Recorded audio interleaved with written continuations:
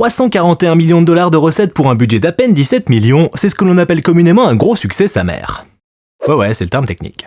Quand Sans un bruit débarque dans les salles obscures en avril 2018, il fait l'effet d'un petit raz-de-marée. Un raz-de-marée que pas grand monde n'avait vu venir. Des critiques élogieuses, un public enthousiaste, une nomination à l'Oscar du meilleur montage sonore, sans oublier une place dans le top 10 de l'année par le National Board of Review, le film de monstre de John Krasinski reçoit même les louanges de Stephen King et Paul Thomas Anderson. Bref, l'enthousiasme général autour de Sans un bruit surprend tous les partis impliqués. Non pas qu'ils pensaient que le film ne méritait pas le succès, mais disons que personne ne s'attendait à ce qu'il soit aussi spectaculaire. Le public était tombé amoureux de ces personnages et de cet univers, et il semblait évident qu'il voulait en voir plus. C'est ainsi que dès la fin du mois d'avril 2018, la Paramount annonce la mise en chantier d'une suite. Salut à tous, c'est Guillaume Cassard, et aujourd'hui on va parler de Sans un bruit 2. C'est parti. Salut ma gueule, c'est John Michael. Aujourd'hui on va parler du meilleur moyen de sauver ta vie numérique. Dans Sans un bruit, le danger c'est le son. Mais dans la vraie vie, c'est internet sans protection. Tu te connectes sur un wifi public, tu crois que tout va bien, sauf que non ma gueule. Heureusement, pour contrer ça, j'ai la solution. NordVPN. NordVPN, c'est la solution de protection en ligne ultime. Un clic était invisible, crypté, caché, intouchable. Littéralement le mode furtif de l'humanité. Même les créatures du film pourraient pas te pister. Une fois activé, le logiciel se charge de masquer ton adresse IP et de protéger tes données en ligne. Plus aucun risque de te faire piller par un hacker mal intentionné. L'arme secrète de NordVPN, c'est la protection anti-menace, une fonctionnalité qui te permet de naviguer en toute sécurité sans craindre les sites malveillants, les publicités dangereuses et les téléchargements suspects. NordVPN, c'est un petit peu le garde du corps de ta vie numérique, quoi. Mais c'est pas tout. T'es du genre à beaucoup voyager à cause du boulot, ou peut-être que t'es juste un voyageur compulsif, va savoir. Bref, t'es souvent loin de chez toi et ça t'empêche d'accéder à tes programmes de streaming préférés? N'en dis pas plus. Avec NordVPN, plus de problème. Tu vas pouvoir accéder à ton contenu peu importe où tu te trouves dans le monde. C'est pas magnifique? Bah ouais, on peut le dire. N'hésite pas à crier pour exprimer ta joie, mon con. Parce que figure-toi que c'est toujours pas fini. La cerise sur le gâteau, c'est que j'ai une offre pour toi. Clique sur le lien dans la description ou utilise le code GuillaumeFR pour profiter d'une réduction spéciale réservée aux abonnés de la chaîne. En souscrivant à un abonnement de 2 ans, t'auras droit à 4 mois gratuits. Et si t'es du genre méfiant, sois tranquille, NordVPN t'offre une garantie satisfait ou remboursée de 30 jours. Alors fonce, la sécurité de tes données en dépend. Et on rigole pas avec ces choses-là. De rien ma gueule, et à bientôt. Malgré le succès retentissant de Sans un bruit, ni son réalisateur et co-scénariste John Krasinski, ni les scénaristes à l'origine du projet Scott Beck et Brian Woods n'étaient enclins à remettre le couvert sur un deuxième volet. Bah, pourquoi? Du côté de Beck et Woods, ils n'avaient tout simplement aucune envie d'être associés à une franchise. Ils avaient beau être ravis de l'accueil réservé à ce film qu'ils avaient eu tant de mal à vendre, pour eux, il s'était toujours agi d'un film unique qui n'appelait pas de suite. Ils étaient bien plus intéressés à l'idée d'explorer de nouveaux concepts en développant des projets originaux. Quant à Krasinski, il avait également toujours abordé Sans un bruit comme un one-shot, et il craignait de ne pas parvenir à recapturer ce qui avait fait la réussite du film original, à savoir cette dimension profondément personnelle qu'il était parvenu à y insuffler. Pour autant, il avait bien quelques idées, des pistes laissées en suspens qu'il avait en tête depuis le tournage du premier film. Par exemple, qui allume ces feux que l'on aperçoit au loin? Quelle est la vie de ces gens? Et ce vieil homme que Lee et Marcus croisent avant qu'il ne se suicide, quelle est son histoire? Mais quand le studio revient vers lui pour lui proposer de travailler sur la suite, il refuse immédiatement et encourage les producteurs à chercher quelqu'un d'autre. Mais le producteur Andrew Form, il a une idée derrière la tête. Ce dernier ayant connaissance des idées de Krasinski, il lui demande d'écrire un traitement qu'il pourrait présenter aux candidats potentiels. Krasinski accepte et se met donc au travail. C'est un petit malin le Andrew Form, parce qu'il se doutait bien qu'en demandant juste un traitement, Krasinski allait finir par replonger. Et c'est exactement ce qui s'est passé. En travaillant sur l'histoire, le réalisateur se rend compte que tout comme le public, il veut retrouver cet univers et ses personnages. Et surtout, il trouve la bonne approche pour le faire correctement.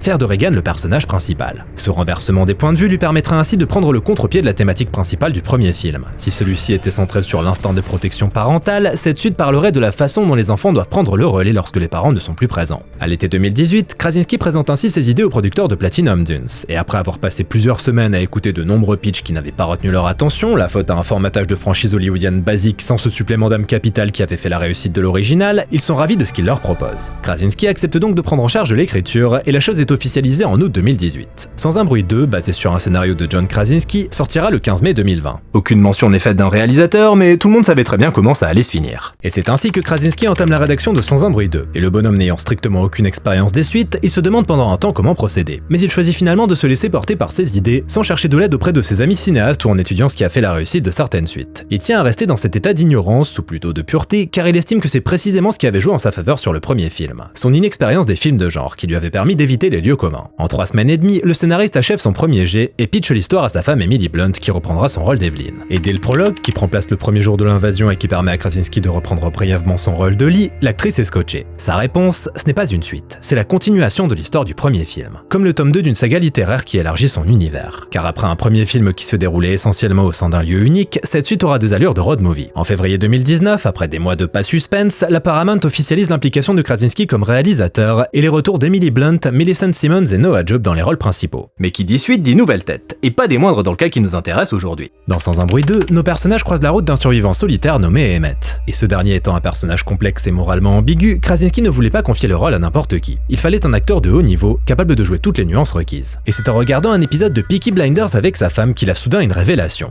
La réponse était sous ses yeux depuis des jours. Cillian Murphy. Voilà le candidat parfait pour incarner Emmett. Il décide donc de lui passer un coup de fil pour lui proposer le rôle. Et lorsque Cillian Murphy reçoit cette proposition, il a du mal à y croire. Car Krasinski l'ignore, mais Murphy est un grand fan du premier film. En vérité, un an plus tôt, juste après l'avoir découvert, il avait même commencé à rédiger un mail à Krasinski pour lui dire à quel point il avait apprécié son film. Mais finalement, il avait trouvé sa démarche un peu niaise et ne l'avait jamais envoyé. J'imagine tellement Cillian Murphy faire ça. Toujours est-il que l'acteur est ravi de rejoindre la distribution de cette suite. À ses côtés, on annonce Brian Tyree Henry dans le rôle du leader d'une colonie de survivants. Mais suite à une incompatibilité de planning, le rôle sera finalement attribué à Jimon Hounsou. Et pendant que le casting prend forme, Krasinski part en repérage avec le chef décorateur Jess Gonchor qui succède à Jeffrey Beecroft. Cette fois, contrairement au premier film tourné dans l'Upstate New York, au nord de l'État, ils choisissent de poser leur caméra du côté ouest, à Buffalo. Un choix loin d'être anodin. La zone offrant une atmosphère presque naturellement post-apocalyptique, avec ses usines et scieries abandonnées et ses vastes terrains laissés à l'abandon et peu à peu repris par la végétation. Des décors bruts, fournissant la palette de couleurs et de textures rêvées pour donner vie à l'univers de Sans un bruit. Et le 15 juillet 2019, le tournage démarre dans la ville d'Akron, où se tourne la séquence la plus ambitieuse du long métrage. Parce que oui, on aime bien la difficulté. Et surtout, cette fois, il y a plus de budget, donc on peut se permettre d'être ambitieux. 61 millions de dollars, voilà l'enveloppe allouée à la production de ce second volet, soit près de 4 fois celui de l'original, qui pour rappel était de 17 millions. Une enveloppe qui permet donc à Krasinski de mettre en scène un prologue spectaculaire qui suit la famille Abbott lors du premier jour de l'invasion. La particularité de cette intro, c'est qu'elle comprend plusieurs plans séquences riches en cascades, effets spéciaux et effets visuels. Sachant qu'un plan séquence de base c'est pas ce qu'il y a de plus simple à faire, alors un plan séquence où il se passe tout ça, je vous laisse imaginer la galère. Le but de Krasinski, c'est de nous immerger au plus près des personnages. Il tient absolument à nous faire adopter leur point de vue pour que le public ressente pleinement l'attention. Et étant donné que cette suite prend la forme d'une course en avant effrénée, là où le premier avait plutôt tendance à faire du surplace, il lui faudra aborder sa mise en scène différemment. La caméra devant être constamment en mouvement, nécessitant des chorégraphies bien plus complexes que sur le volet précédent. Et la cerise sur le gâteau, c'est donc ce fameux plan séquence du prologue. Au programme, un long passage prenant place dans une voiture, avec Evelyn au volant et les enfants à bord. Une séquence pour laquelle Krasinski avoue s'être fortement inspiré des Fils de l'homme d'Alfonso Cuarón. Ainsi, lors de la préparation, il se renseigne avec la directrice photo Polly Morgan, qui succède à Charlotte Bruce Christensen, sur le dispositif utilisé par Cuarón et son équipe. Ils apprennent alors que non seulement il n'existe plus, mais que de toute façon il n'aurait pas pu répondre à leurs besoins. Pour cause, avec ce système, la caméra pouvait seulement effectuer une rotation et se déplacer d'avant en arrière. Alors que dans le cas qui nous intéresse, Krasinski et Morgan avaient également besoin qu'elle se déplace de haut en bas. Ils se rabattent donc sur un système appelé le CMOCOS, pour Camera Motion Control System. Un système qui leur permet de fixer la caméra sur un bras dont les mouvements sont programmés à l'avance avec précision. La voiture sera quant à elle placée sur une plateforme roulante appelée le Biscuit Rig, qui sera conduite par un cascadeur posé sur le toit. Et c'est ainsi qu'après 2 semaines de préparation et 2 jours de répétition, ils passent au tournage. Et ils n'ont pas le droit à l'erreur, tout devant être parfaitement synchronisé. Les mouvements de caméra, les acteurs, les véhicules. Résultat, seulement 2 prises seront nécessaires, les répétitions ayant grandement aidé à faciliter le processus. Et celui-là, c'est un vrai plan séquence, parce que c'est pas toujours le cas. Dans un autre, il y a des coupes invisibles. Ah, les sales tricheurs. Bon, en vrai, il y a une raison tout à fait valable. Par exemple, à un moment, une voiture de police arrive dans le champ, et quelques instants plus tard, elle se fait percuter violemment par une créature. Mais pour que le véhicule soit envoyé dans le décor, il faut que l'équipe des effets spéciaux le place sur un dispositif spécialement conçu pour générer le choc de façon totalement sécurisée. Et cette mise en place demande 1 heure en tout. Vous comprendrez bien que ce serait chaud de le faire pendant la prise. Toujours est-il qu'à force de préparation, d'astuces et de talent, l'équipe parvient à mettre en boîte cette séquence complexe dans les temps. Pour la suite, l'équipe investit la fameuse aciérie qui avait tapé dans l'œil de Krasinski, puis la ville de Collins où il tourne une séquence dans laquelle Regan explore un train abandonné. Et s'il aurait été plus simple de la mettre en boîte en studio devant un fond bleu, le réalisateur a préféré le faire en décor naturel. L'équipe a donc dû faire venir un véritable wagon de train sur place depuis le Mississippi. Et pour préparer au mieux le tournage de cette scène, ils ont procédé à des repérages à distance en réalité virtuelle, leur permettant ainsi d'anticiper la mise en scène et les ajustements à apporter au décor. Pour tourner quelques séquences dans un pavillon de banlieue, l'équipe a investi la ville d'Olcott, et plus précisément Ontario Street. Et pour que le lotissement ait l'air à l'abandon, la prod a donné 500 $ aux résidents pour qu'ils cessent de tondre leur pelouse pendant 3 semaines. Gagner de l'argent pour ne pas faire quelque chose, c'est la définition même du bonheur, non ?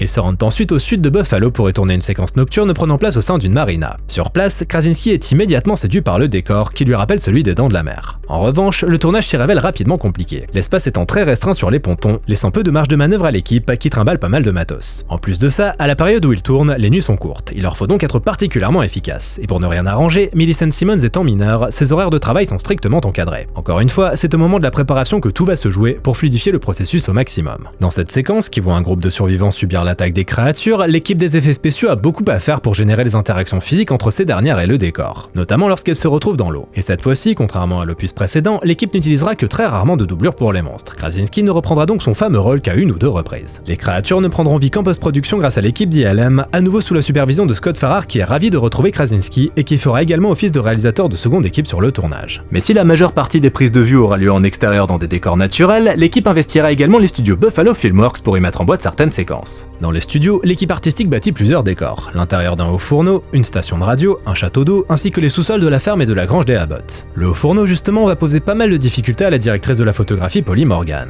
Conçu en étroite collaboration avec le chef décorateur Jess Gonchor pour être volontairement très exigu, le décor devient vite un casse-tête une fois les 4 acteurs et la caméra installés à l'intérieur. L'espace est si réduit qu'il devient extrêmement compliqué d'y placer des sources de lumière. La directrice photo poussera donc le capteur de la caméra 35 mm dans ses derniers retranchements pour parvenir à distinguer les visages des acteurs dans des conditions lumineuses particulièrement faibles. Mais Morgan est ravie de retrouver la pellicule après plusieurs années passées à travailler exclusivement en numérique. Si le studio avait bien tenté de convaincre Krasinski d'opter pour le numérique afin de faciliter le tournage, le réalisateur s'est montré inflexible. Pour lui, il était essentiel de conserver l'ADN du premier film. Un tournage en 35 mm, des objectifs anamorphiques et une image aux teintes chaudes et aux couleurs saturées. Pour ce qui est des deux derniers points, ils sont aidés par le fait de tourner cette suite à la même période que l'original. Les conditions lumineuses sont donc similaires. Malgré tout, ils utiliseront quand même des caméras numériques pour certaines scènes, notamment le plan séquence dans la voiture et la séquence nocturne dans les marinas. Après 47 jours de prise de vue à travers l'ouest de l'État de New York, le tournage prend fin le 25 septembre 2019. Au montage, Michael Pishover succède à Christopher Tellefsen, et du côté du son, Eric Idle et Ethan Van der Rijn, nommés aux Oscars pour leur travail sur le premier film, sont très heureux de faire leur retour à la supervision du montage sonore de cette suite. Les instructions de Krasinski, suivre les règles établies sur l'opus précédent. Autrement dit, ne pas trop en faire. C'est le minimalisme qui doit caractériser la piste sonore de Sans un bruit. Sauf que comme chacun sait, une suite ne peut pas fonctionner si elle se contente de surfer sur la répétition. Il faut aller plus loin. Sur le premier opus, ils avaient fait le pari de réduire absolument tous les sons d'ambiance à 3 reprises, obtenant ainsi un silence total, permettant de nous immerger dans ce qu'ils appellent l'enveloppe sonique de Regan, à savoir sa façon de percevoir le monde en tant que personne sourde. Mais dans cette suite, Regan étant le personnage principal, ils peuvent pousser plus loin leurs expérimentations avec cette enveloppe sonique pour que le public prenne pleinement conscience de sa vulnérabilité. Et la grande nouveauté, c'est que cette fois-ci, on se retrouve également plongé dans l'enveloppe sonique des créatures. Du côté d'ILM, le travail à accomplir est sans commune mesure avec celui du premier film, les créatures étant au centre de nombreuses scènes d'action beaucoup plus élaborées. On les retrouve ainsi dans de nouveaux environnements, en plein jour, dans l'océan, près d'un feu, et dans des situations inédites qui leur demandent de répondre à toutes sortes de questions. Comment réagissent-elles face à un coup de feu?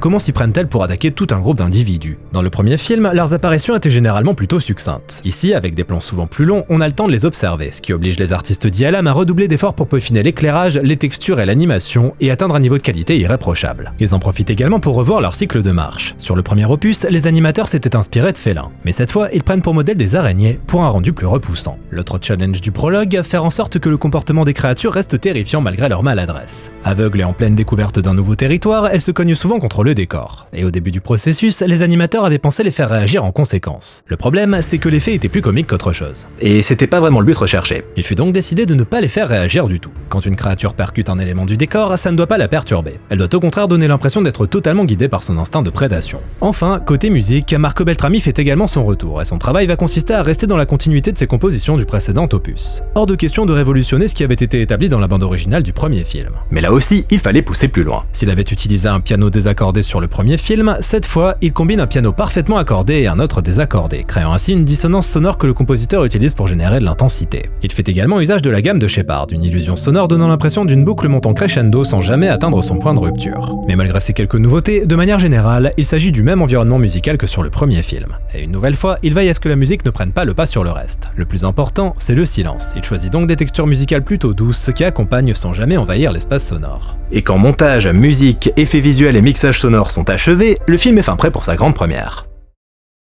Le 8 mars 2020, John Krasinski et son casting présentent Sans un bruit 2 à New York au Roth Theatre, quelques jours avant sa sortie. Le réalisateur fait alors part de son immense joie de partager enfin ce film avec le public, et très bientôt avec le reste du monde. Et pour préparer sa sortie comme il se doit, la promo bat son plein côté marketing. Des événements spéciaux sont même organisés, tels que des salles de survie où les visiteurs doivent être les plus silencieux possible, et une double séance spéciale où les deux films s'enchaîneraient, prévue pour le 18 mars 2020, soit 2 jours avant sa sortie. Le 20 mars 2020, ouais.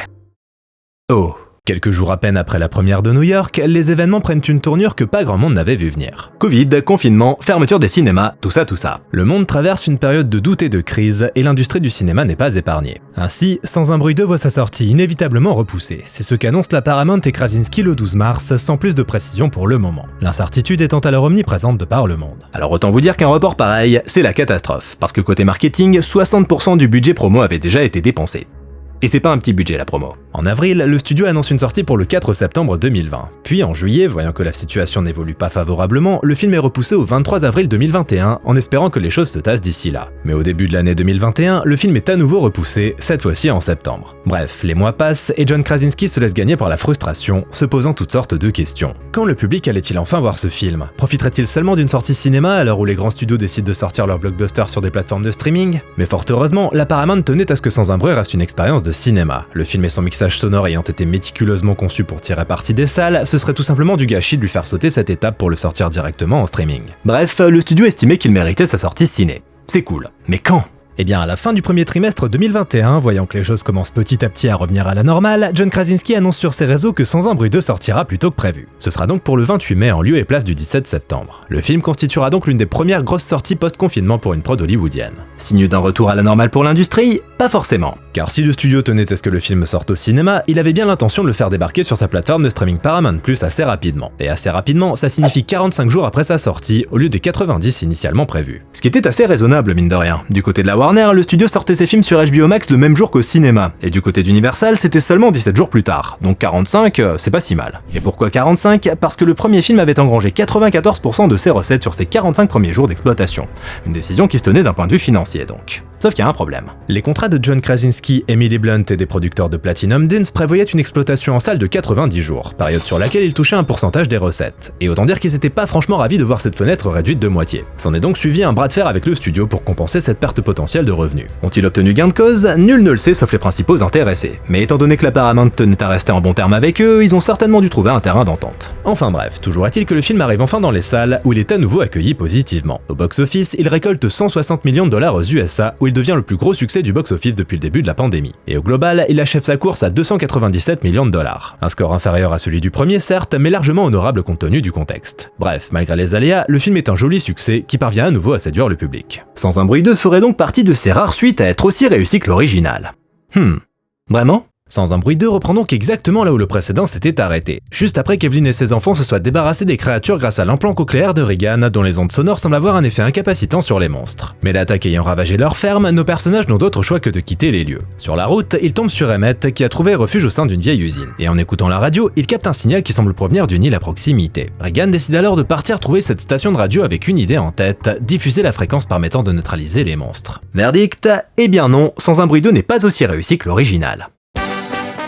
Bon ok, j'argumente. Alors attention, j'ai pas dit que Sans un bruit 2 était mauvais, mais le fait est que malgré d'excellentes idées extrêmement bien mises en image, il peine à reproduire le petit miracle qu'était le premier volet. Ça commençait bien pourtant. Parce que l'une des grandes réussites de cet opus, c'est son prologue, le fameux flashback qui nous ramène au premier jour de l'invasion et que Krasinski emballe avec maîtrise. S'il nous l'avait montré sur le premier film, il nous le confirme avec cette suite. L'acteur-réalisateur est particulièrement doué pour faire grimper la tension. Et ici, il ajoute une corde à son arc en mettant en boîte des scènes d'action à l'échelle autrement plus ambitieuse que celle du premier volet. Dans le premier, le point culminant, c'était l'attaque d'un monstre au sein d'une ferme. Un lieu clos avec peu de personnages qui appelait par conséquent une mise en scène assez cloisonnée. Mais cette fois-ci, c'est toute une ville qui subit le siège des créatures. Sa caméra s'applique ainsi à suivre le chaos qui s'y répand en élargissant l'échelle et la profondeur de champ. Fini les couloirs, fini les sous-sols, fini les champs de maïs en pleine nuit. Sans un bruit 2 nous montre les créatures en plein jour et en plein cadre. Une approche différente de la mise en scène donc, qui joue cette fois la carte du spectaculaire. Mais tel que prévu, elle le fait sans jamais perdre de vue le cœur de son film, la famille Abbott. En soi, ce prologue ferait presque office de note d'intention pour ce diptyque. Oui, l'horreur et les monstres font partie intégrante de cet univers, mais ce qui compte avant tout, c'est cette famille qui tente de faire face.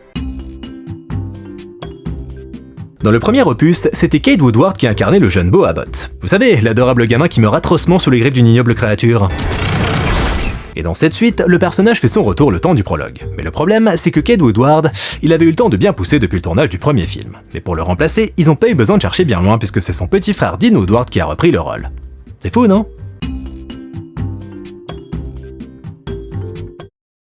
Une fois ce prologue passé, la suite est du même acabit en ce qui concerne les rencontres entre nos personnages et les créatures. Il ne s'agit plus de les cacher, mais au contraire de mettre en avant leur comportement de prédateurs implacables. On aura donc cette fois-ci plus d'une fois l'occasion d'admirer les monstres à travers plusieurs séquences riches en tension, à nouveau aidées par une piste sonore d'une précision absolue. Ainsi, contrairement au premier film qui prenait le temps de faire monter la tension petit à petit avant un troisième acte riche en péripéties, Sans un bruit 2 a plutôt l'allure de montagne russe, où les péripéties ne cessent de s'enchaîner les unes à la suite des autres. En résulte un film sans vraiment de temps mort, puisque les personnages croisent constamment la route de quelqu'un ou quelque chose qui cherche à les tuer. Ouais, le post-apo, c'est pas facile tous les jours. Côté casting, la petite troupe est tout simplement irréprochable, Millicent Simmonds et Cillian Murphy en tête. On sait à quel point Murphy est un acteur exceptionnel, mais c'est toujours bon de le rappeler. Et face à lui, Millicent Simmonds ne démérite pas, bien au contraire, elle est encore meilleure que dans le premier film. L'actrice livre une performance riche qui rend son personnage particulièrement touchant. Entre sa force, sa détermination, mais aussi ses moments de doute et de vulnérabilité, elle s'impose comme une héroïne courageuse et profondément attachante. Un duo d'acteurs extrêmement plaisant à suivre donc. Mais en même temps, j'avoue que c'est l'un des éléments qui me pose problème avec cette suite. J'explique. Krasinski l'a dit lui-même, son objectif avec ce second opus, c'était de mettre les enfants au premier plan, de mettre en avant leur courage et leur force, illustrant ainsi leur passage à l'âge adulte en les détachant de leurs parents. Ce qui est une excellente idée. Mais dans les faits, je trouve pas que ce soit totalement abouti. Regan n'est jamais réellement indépendante, car Krasinski lui adjoint un compagnon adulte, Emmett, qui fait presque office de père de substitution mine de rien. C'est d'autant plus dommage que même si Murphy est aussi talentueux et charismatique que d'habitude, Simmonds avait clairement les épaules pour porter le film en solo. Aveu d'échec ou simple maladresse d'écriture, difficile en tout cas de ne pas y voir une occasion manquée. Faire de Regan, personnage sourde-muette, notre point de repère principal aurait été une excellente idée dans une saga tout entière dédiée à l'importance du son. Imaginez si toutes ces scènes étaient complètement muettes. Il y avait là une opportunité de pousser le curseur encore plus loin que sur le premier film. Mais ils ont préféré jouer la sécurité. Dommage. Même son de cloche du côté d'Evelyn et Marcus. Bon, déjà, les deux personnages sont totalement délaissés. Il semble que Krasinski n'ait rien de très intéressant à leur faire faire, ce qui fait qu'il passe une grande partie du film dans le fourneau à attendre que Regan accomplisse sa quête. Mais là où je vois encore une occasion manquée vis-à-vis des intentions originales de Krasinski, c'est que dès le début, Marcus se retrouve immobilisé après avoir posé le pied sur un piège à loup. Ainsi, le pauvre Marcus ne sert tout simplement à rien pendant 95% du film. De mon point de vue, il aurait été beaucoup plus pertinent que ce soit Evelyn qui soit immobilisée, obligeant ainsi Marcus à prendre son courage à deux mains pour partir chercher des médicaments en ville pour la soulager. Là, Krasinski aurait assumé à fond l'idée des gosses qui prennent le relais. Au final, il n'y a qu'à la toute fin qu'on a véritablement cette impression, lors d'un habile montage alterné entre Regan et Marcus, qui prennent chacun l'ascendant face à une créature. Une séquence très réussie, mais qui ne suffit malheureusement pas à dissiper cette impression globale d'occasion manquée. Car là où le précédent brillait par une précision à toute épreuve, qu'il devait notamment à l'épure de son scénario, cette suite perd la simplicité qui faisait la force de l'original. Ici, les enjeux sont bien plus importants, il s'agirait presque de sauver le monde. Pourtant, j'avoue m'être senti beaucoup moins investi que sur le précédent, dans lequel l'univers se réduisait à 4 personnages et un nouveau-né dans une ferme. Sans compter le fait que le déroulement de cette suite s'avère finalement beaucoup plus classique, avec des péripéties déjà vues ailleurs. Le groupe de survivants complètement dingue, la communauté préservée. Krasinski donne finalement l'impression d'enchaîner les passages obligés, soit exactement ce qu'il déclarait vouloir éviter. De plus, il n'échappe pas à des maladresses d'écriture. Un exemple qui me vient en tête, si on compte pas les Deus Ex Machina qui sont aussi présents que dans le volet précédent, c'est le traitement du personnage incarné par Djimon Hounsou. Attention spoiler. Krasinski introduit un personnage prometteur, incarné par un acteur ultra charismatique, tout ça pour le faire mourir comme une merde 10 minutes plus tard. Un vrai gâchis. Après un monologue plutôt réussi, le personnage se retrouve donc réduit à une simple fonction, mener Regan et Emmett à la station de radio. Et une fois que c'est fait, salut. Ce Sans un bruit 2 souffle donc le chaud et le froid. D'un côté on retrouve des personnages attachants dans un univers captivant, de l'autre on semble s'éloigner de la singularité de l'original pour se diriger vers quelque chose de plus convenu. Malgré la passion évidente de Krasinski pour cet univers et son vrai talent de metteur en scène, cette suite n'échappe donc pas à son statut de continuation un brin artificiel, la faute à un manque d'audace assez flagrant. C'est d'autant plus dommage que globalement, le film fonctionne. Il nous offre de beaux moments de tension, profite d'une photo soignée et d'acteurs parfaits, mais force est d'admettre qu'il est loin d'être aussi marquant que son prédécesseur. Je pose donc la question, était-il vraiment nécessaire d'aller plus loin ?